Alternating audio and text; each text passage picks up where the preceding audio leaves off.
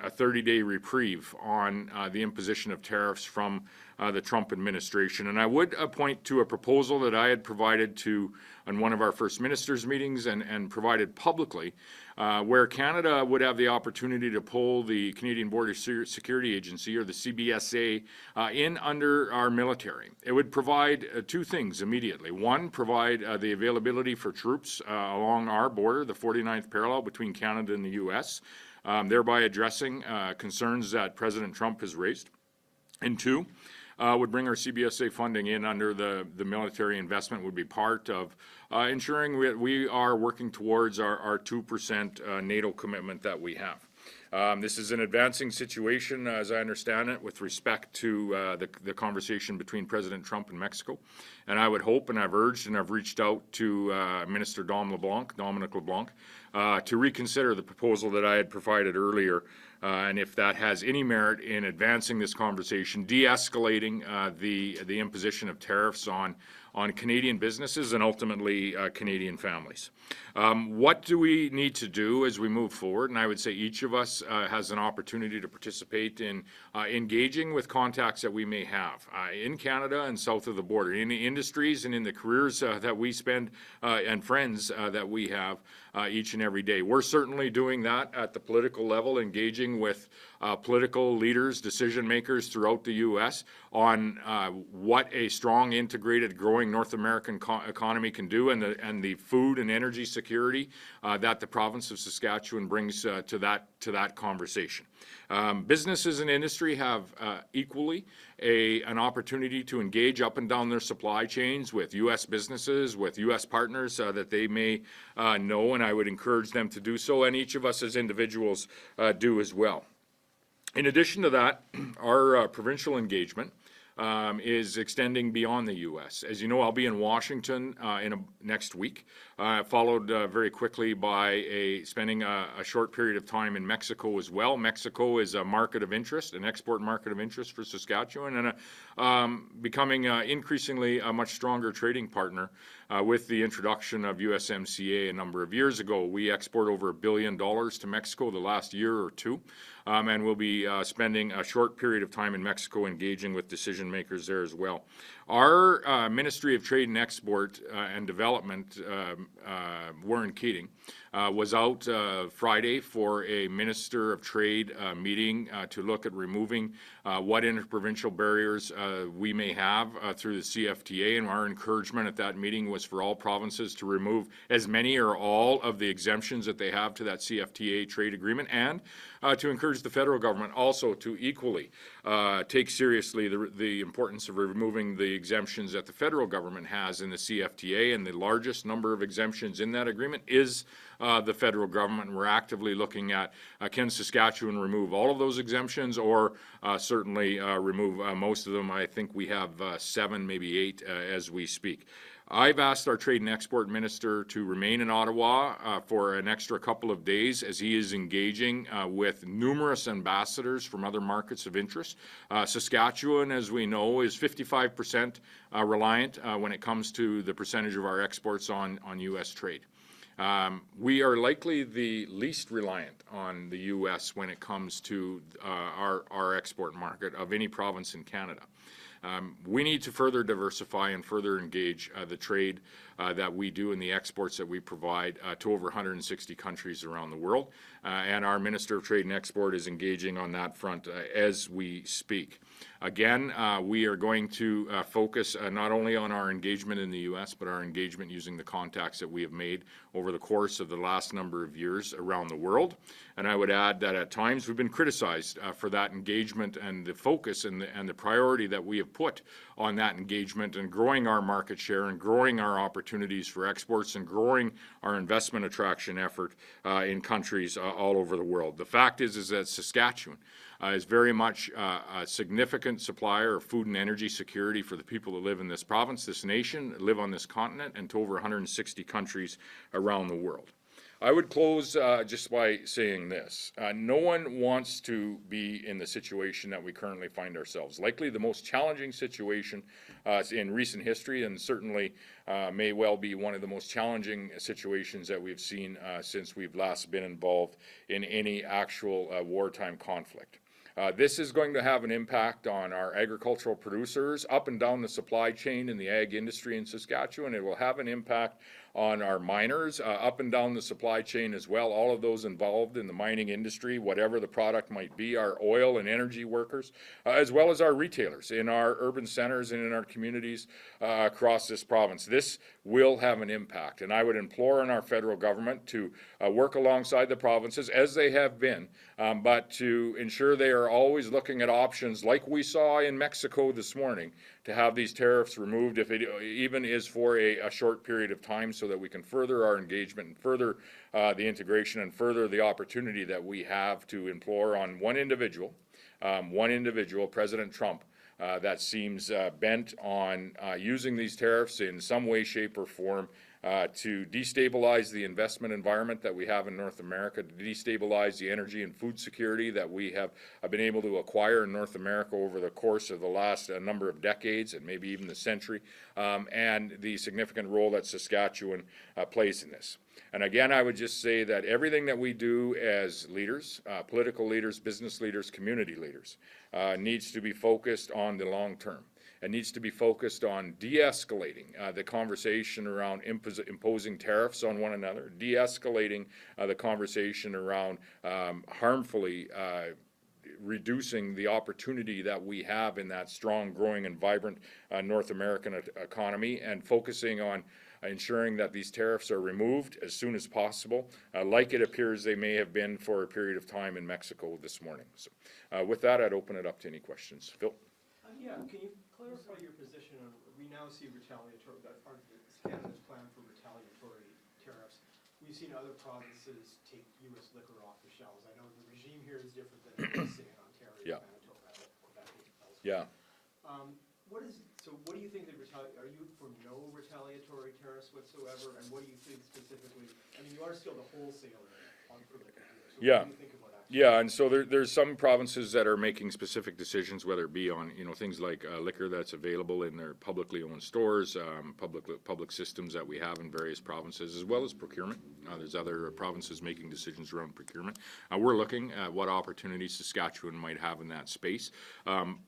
Not to say that we would act on any of those non-tariff or retaliatory measures. However, we are looking at what opportunities we might have that could go under consideration.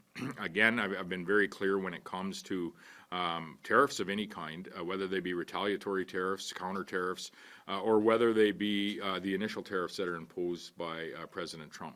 They're harmful to everyone that lives in North America.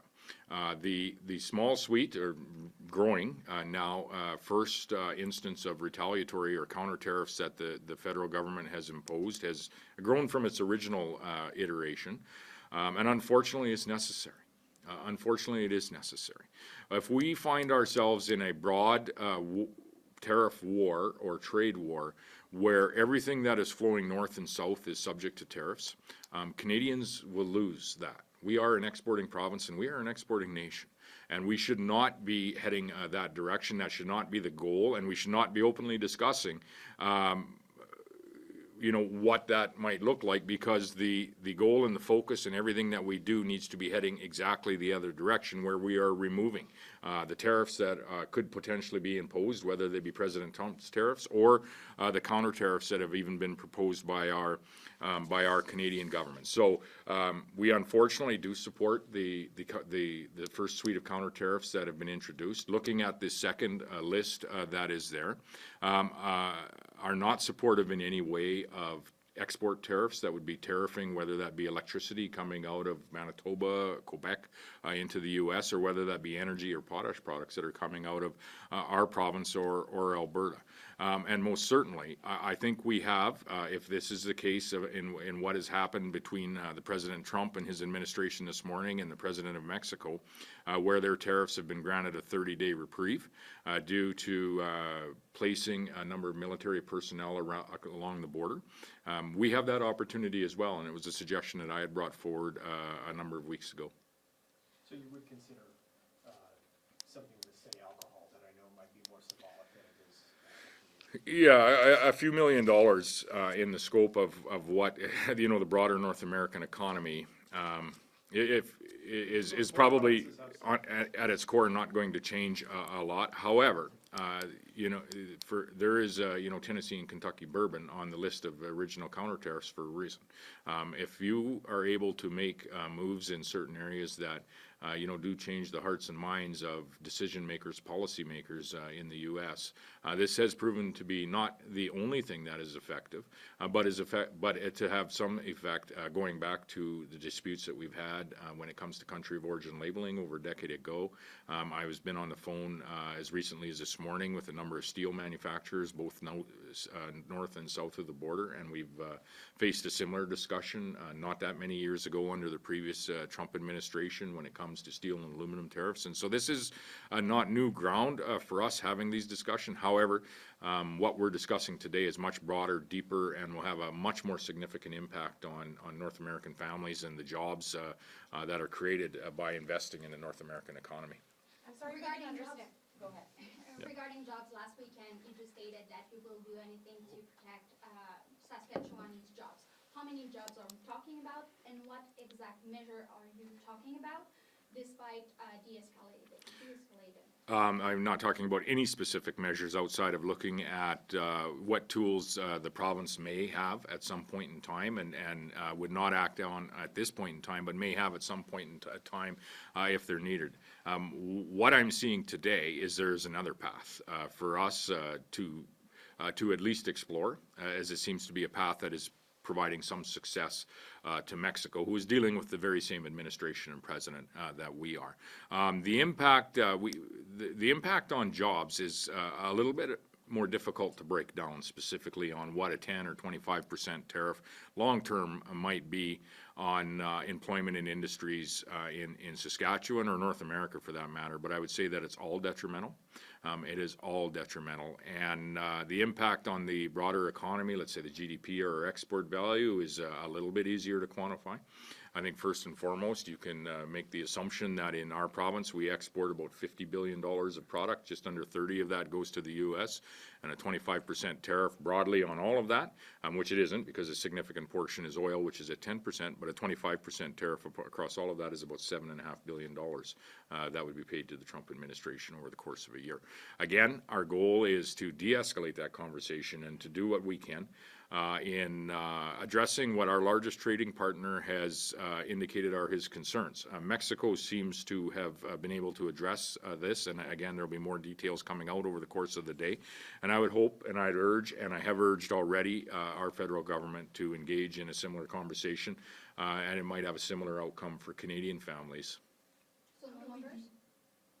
Sorry. Just wanted to clarify, sorry, the retaliatory tariffs, are you supportive of that, or you said it was necessary? Yeah, unfortunately, the suite of tariffs that may go in tomorrow, the counter tariffs, the first, I think it's about $30 billion, unfortunately are necessary.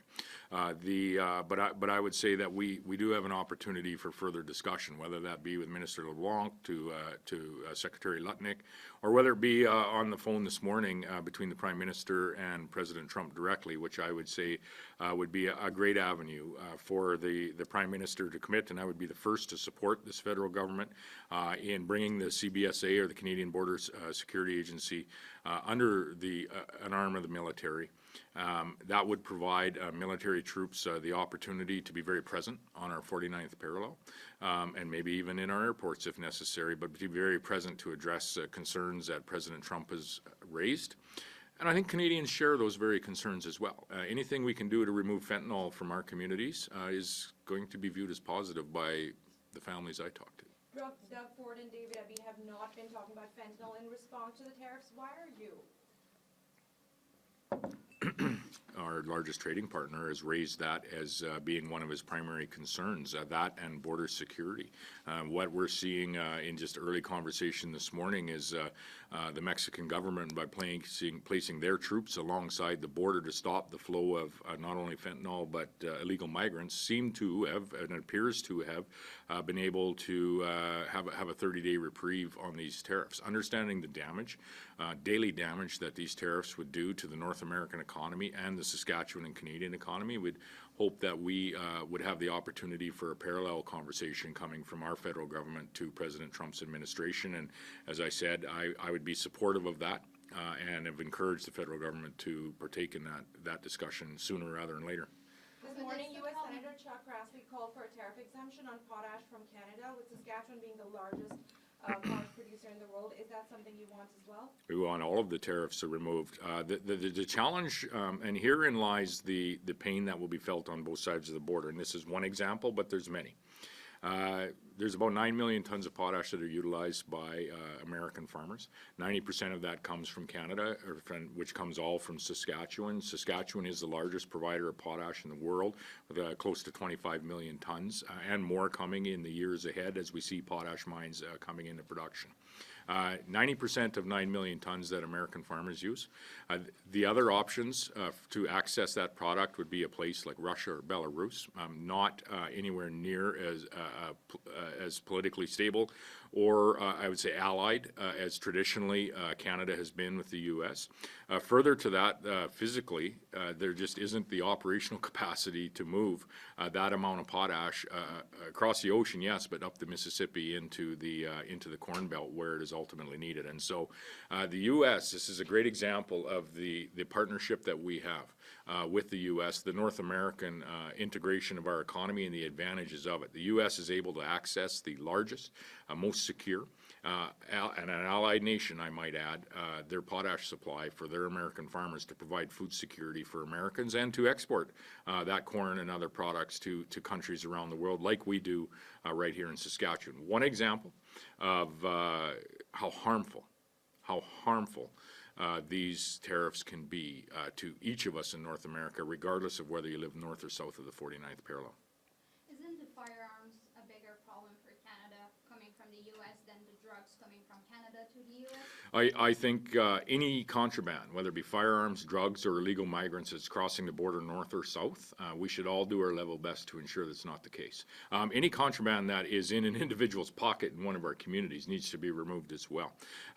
That's why we had put a number of provincial police officers that will be focusing on that, 20 to 50 kilometers near our border crossings. Right at the border crossing is the responsibility of the CBSA and the Government of Canada.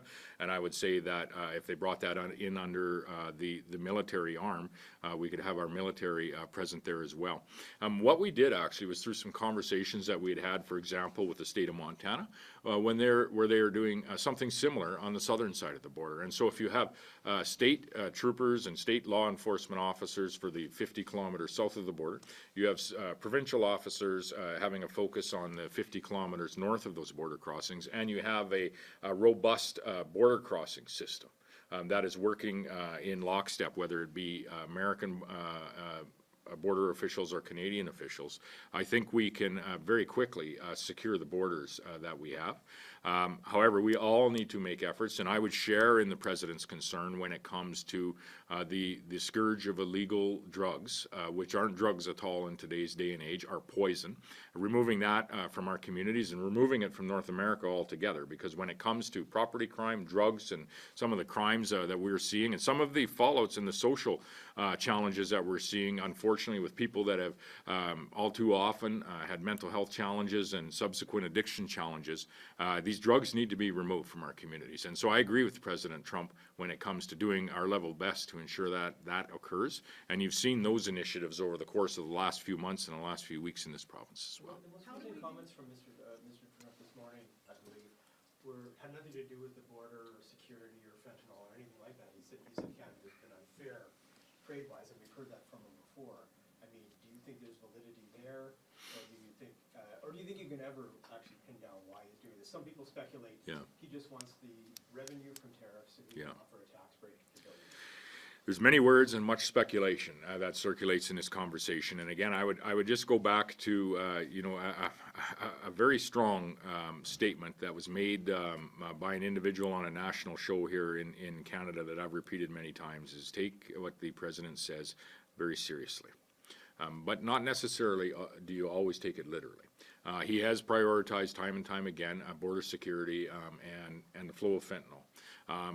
I've said time and time that I'm equally concerned about the flow of fentanyl into our province, and that's why we've invested in law enforcement and continue to invest in recovery opportunities for, unfortunately, individuals, family members, and community members that may have succumbed to that poison that someone has made available in Canada, in North America, and in communities in Saskatchewan. And so there is a broader discussion on trade, imports and exports that will likely happen at some point in the very near future as we, I'm sure, start to talk about the parameters of the USMCA agreement that was signed under President Trump in his previous term just over 4 years ago. I was down with a number of other premiers and Chrystia Freeland at the time at the conclusion of those negotiations to meet with Robert Lighthizer. So I think we'll have much opportunity to discuss the flow of imports, exports, north and south of the 49th parallel. And I would say that the engagement that we're undertaking now and the engagement that industries and the business community that is undertaking now is not in vain. It all sets the platform and the grounding for what we can do when we work together. The integrated economy is no accident. The North American integrated economy across that 49th parallel is no accident, and I would say it's highly efficient, and we should respect that, and that should be the grounds from which we negotiate any trade agreement and focus on, how do we reduce the barriers to trade across that border? How do we, as a Canadian partner in the North American alliance and the North American economy, ensure that we are doing our level best, living up to our commitments when it comes to a 2% commitment to invest in NATO, living up to our commitments and removing, drugs and illegal migrants and not allowing them into our communities and into our country. I think there's a broader opportunity for discussion as we move along, but the engagement that's occurring now definitely is going to set the framework for that. Will you reconvene the legislature to deal with the threat of this threat? To do what? To reconvene. You don't think you can do anything to reconvene the legislature? What would we do? They're ready to work with you. Carla just stated it multiple times. She wants to put up billboards in the Chicago subway. Chicago's in Illinois, and it is a market of interest for us as Saskatchewan, as we export and do import from Illinois. However, if you're trying to influence policy and decision makers that are close to President Trump, they have a Democratic governor, 2 Democratic senators, and their entire House representatives are Democratic as well. And so they are not in the influential sphere of the Trump administration. However, they're equally important for us to engage with as a province of Saskatchewan as well. We don't need to reconvene the legislature to put up some billboards in the subway of the Chicago in the community of Chicago. We have in the past advocated in a similar way. I believe it's a Financial Times. We had run full-page ads. They go right into Washington, D.C. a number of years ago. We had done that. I believe we were criticized by the very same of the leader of the opposition for that outreach and that investment, not only in the U.S. but in other markets around the world. Well, thankfully, we didn't listen to that criticism and have doubled down our investments in the last number of years in advocating for access of Saskatchewan products to global markets. And thankfully, those points of communication and those marketplaces and the individuals that we've built relationships with are going to be very crucial moving forward. None of them are in the Saskatchewan legislature. Well, following up, what about support for potentially affected industries? Are you in a position to do that without recalling the legislature? That is a discussion that we have had on our first ministers' meetings with the federal government as to what industries may be impacted as we find our way through this discussion. I'd point out that tariffs are not on today. They're planned to come on, tariffs and counter-tariffs, tomorrow. It looks like there has been a window, and things move quite quickly in this conversation. It looks to me like there's been a window of opportunity for Canada to engage in a similar vein that Mexico is engaged, and it looks to me like Mexico has been able to have some success and to buy some additional time, another month, before those tariffs potentially could be imposed on Mexico. And it would be my hope that as the day progresses today, that we find that our nation and our federal government is engaged and is enjoying some of that same news later today. It's not the end of the conversation, but it opens up some more time. And so discussions around advancing and expanding counter tariffs, discussions around how to support industries as we find our way through this conversation are important, and they are happening, I can assure you, at the First Minister's meeting and within each, not only the federal government, but within provincial governments as well. However, the time for those decisions is not here yet. Long How do we term wise, de-escalate? Pardon me? How do we de-escalate? Can you give us some examples of what that means? I'd say Mexico provided a pretty good example this morning. but we've already done it. Multiple provinces done it, the federal government done it to put more people at the frontiers, the borders, to prove that we were doing our jobs, and still we have the tariffs on. Daniel Smith invited Fox News down to have, You're advocating for Fox News to No, come I'm up to saying Saskatoon? Daniel Smith at Fox News Yeah. go down and look at what they're doing at the border, so I And mean, it's not enough. So what can we still do to prove that it's enough? Will it ever be enough for the President of the United States? Well, it seems that Mexico has found what is enough. It seems that Mexico has had a month reprieve of the imposition of tariffs on their nation, and we would ask that the federal government engage in a similar vein of discussion. And that would be an example of what we're seeing in the case of the Trump administration, USA and Mexico. The talk of tariffs has de-escalated for at least a month. We would hope that we could have that same announcement later today when it comes to the Canadian relationship with the U.S. So when it comes to travel, are you asking people of Saskatchewan to maybe reconsider their plans to go down south, even including those border communities that may do regular shopping trips to the U.S.? Yeah, what I would say is we should always be focused on supporting local, whether that be our community, our region, our province, or our nation, in any way that we can. And I think, that's even more important now. Traditionally, I would say, in the absence of this discussion on tariffs and the threat that brings to, what I call the North American economy, I would also consider our continent to be local, and we should be, purchasing products here in North America before we're looking abroad. And I still believe that to be the case. However, that we're in a very muddy discussion right now with our largest trading partner, and particularly the President of the United States of America. And long-term wise, what will we do to protect Saskatchewanese people from our dependence to the United States, but also to the fact that we are a province that only pretty much produce first matière première. Yeah, yeah. Instead of being transforming this, all those products.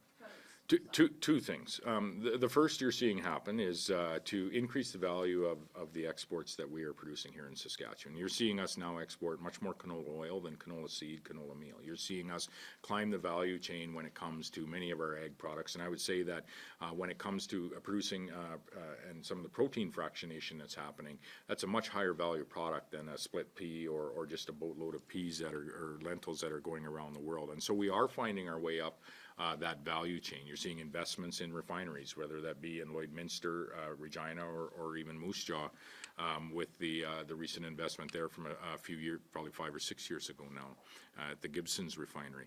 And so we are climbing that value chain, and it's showing in our export value. In 2007, our export value in this province was about $17 billion. In 2018, that climbed to about $31 billion. And most recently, the last 2 years, it's been about $49 or $50 billion each of those years. The export value is how we create wealth in our communities. We are an exporting province. You're either working in an export-based industry or you're servicing industries that are in that export space. And so the first thing that we're doing is focusing on attracting investment that's increasing the value of the products that we are producing here, so that we're not just shipping raw products around the world. The second thing is to ensure that we are investing in relationships. From a province to nation and province to industry perspective, in markets of interest around the world. And this is where we've been criticized from time to time. We've opened up trade and investment offices, one, to attract investment into Saskatchewan, but two, to ensure that we have market access into those countries. And when we run into challenges with that market access, and we have in India and China, that we are on the ground and we have the relationships built to work our way through whatever those challenges might be. That is part of how we have been able to retain market access in countries where we have had challenges like India, China, European Union as well. And I would say that those very same relationships that we have formed throughout the United States over the course of the last number of years are going to help us find our way, whatever that looks like, through this conversation with the Trump administration. I'm not sure I heard a clear response to her question about travel. We've heard people, and I think it was Premier BC asking people to reconsider travel in the States. So are you asking people to do that, or are you not? Yeah, well, people can do what they like, first of all. Second is, maybe I'll be more clear. What I've always said is we should, support those that are local to us. If you can support someone that's local to your community and what you're purchasing or the travel that you're doing, you should do that. That would extend to your region, to your province, to your nation. And I would say under normal times, I would even extend that to North America. We should support. Our U.S. is traditionally our largest ally, despite what seems to be happening right now with these harmful economic tariffs that have been introduced, not yet in action, but been introduced by President Trump. So right now, I think people should use their own judgment.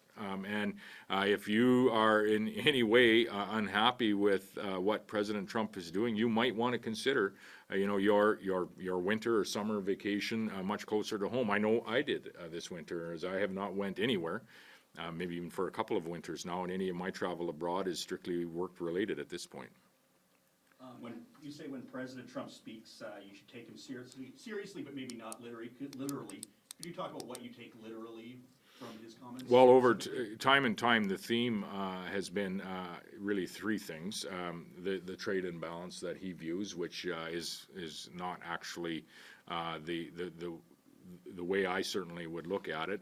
I view the trade that we do back and forth across the 49th parallel actually builds a much more integrated and stronger economy and creates jobs, North American jobs that benefit both of us, whether we be Americans or Canadians. Second, repeatedly, there's been discussions around border security. And third, around the flow of fentanyl into all of our communities. And I think the flow and unfortunately the overdose rates that we're seeing largely from fentanyl in Canada and in Saskatchewan are far too high. I don't think they're far off from what they're seeing in U.S. cities either. And I think this is an opportunity for us to work together on locking down, clamping down, not allowing some of the precursor chemicals into our continent, let alone into our nation, and so that we don't have the amounts of fentanyl in our communities harming our friends and all too often our family members. This is something we should be working on behalf of Canadians, not just because President Trump has requested it. Just lastly, what do you say to Saskatchewan companies and people who will be paying more for items now? I would say that we have an opportunity today to at least delay, like Mexico has, the imposition of these tariffs tomorrow. And I think that is a great opportunity for our federal government to engage with the Trump administration on. I've encouraged them to do so, and I would hope that they have some success with that, and I would be the first to applaud them for that effort. Moving forward, this is going to have an impact on Saskatchewan residents, on Canadians, and on North Americans. It's going to have an impact when you go to the fuel pumps. It's going to have an impact when you go to the grocery store. And in some areas, unfortunately, it's going to have an impact, the job loss. And I think if we're not able to avert the imposing of these tariffs tomorrow, you will see and hear of that impact sooner rather than later, not just in Canada, but also in the United States of America. And so I'm not going to say there isn't going to be a negative impact by the actions of President Trump. It is going to be a negative impact, not just on us in this province, not just on us in the nation of Canada, but on the entirety of North America. And I would put forward that is benefiting other people that live in other continents, in other nations that may not be as allied as Canadians and Americans normally have been. Will they obey Trump demands for the next 4 years? Or will there be a line somewhere? Pardon me? Will we obey every Trump's demands for the next 4 years, or will there be a line? Well- Because in a month, if they decide that we didn't do enough, Mexico didn't do enough with the border and the protection, and they ask for something else, will we be jumping at that time? Will we be obeying him and doing everything he wants? Well, President Trump is the President of the United States of America, not the Prime Minister of Canada. We have a Prime Minister that's leaving, probably going to have another one, and maybe even a third, all in the span of a few months, which is not helpful to the stability of this entire discussion, and I've been quite clear on my views with respect to that. It's not about obeying your largest trading partner. It's about engaging with your largest trading partner. And, you know, as I said, in Saskatchewan, about 55% of our exports do flow to the U.S. About 80% of our imports come from the U.S. as well. We are the least trade dependent of any province in the nation. And so the other provinces, yes, are taking much more of an eye, and I'm not to say we aren't in any way, but are much more concerned with respect to the impact on their economies when the President of the United States says, if you don't do this, we are going to impose a 25% tariff across the board. That has an impact. It's worthy of discussion. That's what we have been busy with as a subnational leaders, engaging on the opportunities and the positive aspects of the integration and trade across that border. We're going to continue to do so. So it's not about obeying one another. It's about engaging and changing, and many are there, but changing the minds of one individual. In this case, it's the current President of the United States. What are you hoping to accomplish from your trip to Washington? It would be the de-escalation of any talks with respect to tariffs and the re-escalation of the strong, vibrant, growing economy that we have in North America that is very, very integrated across the 49th parallel. Now, do I think that a subnational leader going to Washington is going to be able to do that in one trip or one engagement session? Likely not. But it is the multiple conversations and opportunities that I have, business leaders have, other premiers have, as well as the engagement that our federal government puts forward, that ultimately will have a difference. It proved to have a difference at I would say in previous challenges that we had, and I look back to the steel and aluminum tariffs from about 4 or 5 years ago. I look to the country of origin labeling discussion that we had just over a decade ago. I look to you know, some of the phytosanitary discussions that we've had with the country of China over canola imports into our exports, their imports, as well as some of the discussions we've had around the agri-food products going into India. It's not about, you know, listening to or obeying what other national leaders are saying. It's about engaging with them so that they can understand what the true value of trading with a province like Saskatchewan, a nation like Canada, is in adding to your food security, your energy security, and in the case of a place like, you know, Ontario and Quebec and Saskatchewan, manufacturing security that we can provide. This is a beneficial relationship and has been proven to be so for you know, many, many decades. And it is my true hope that we never lose sight of where we want to get this back to. In the short term, you know, there's escalating talks around tariffs and counter tariffs, and are you going to, you know, pull liquor off the shelves, and are you going to do this and do that? We should never lose sight of what we want this to look like when it's over. And what I would like it to look like is a symbiotic relationship. Yes, there will be some competition across the border, but there will be some opportunities for us to engage as well, providing one another with energy security, food security, and ultimately working together to ensure that we have general security for our continent. And that's a space as well that I think Canada has a role to play in ensuring that we very quickly achieve our 2% commitment under NATO. Bringing the CBSA in under our military spend would help us in doing part of that and may alleviate the tariff situation that we're faced with as early as tomorrow. Thanks, everyone.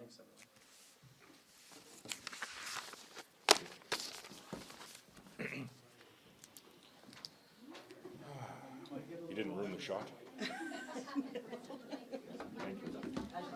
And my battery lasted, which is an extra bonus.